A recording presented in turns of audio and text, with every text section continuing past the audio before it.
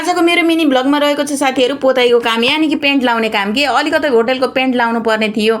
अनि त्यसपछि अब के गर्ने त भनेर आफै पेन्ट लगाउने, त्यो पेन्टरलाई बोलाएको आउँदै आएन। अब के गर्ने त भनेर बुढाबुढी नै कसिन थाल्यौँ है पेन्ट लाउन। अनि बाबुले चाहिँ अगाडि काउन्टरमा हेरिहाल्छ, नास्ताहरू बनाउने खानाहरू खुवाउने काम गरिहाल्छ कि। अनि त्यही भएर हामी चाहिँ पेन्ट लाउन कस्यौँ।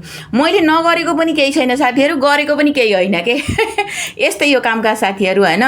अनि नेपालगञ्जको गर्मी फेरि कति हो ए भगवान्। काम गर्दा गर्दै भोक लाग्यो, आधा अधुरो छोडेर गयौँ है किचनतिर खाना खानको लागि। खाना चाहिँ पहिले रेडी थियो। अनि यो गर्मीमा मही नखाएसम्म त त्यो कस्तो खानै खा जस्तो लाग्दैन कि। अनि 2-4 गिलास मही मैले घर बनाउन थालेँ है साथीहरू। अनि त्यसपछि मही बनाएर मैले चाहिँ गिलासमा आफ्नो लागि हालेँ होइन। अनि खाना पनि हालेँ है। मैले खाना चाहिँ एकै ठाउँ हालेर खान्छु कि, त्यो अलग अलग खाएँ भने मलाई स्वादै आउँदैन क्या साथीहरू। त्यही भएर मैले त्यो एकै ठाउँ हालेर सबै घाम पारेर खान्छु। हजुरहरूलाई चाहिँ कस्तो लाग्छ यो होइन, कमेन्ट गर्नु होला है।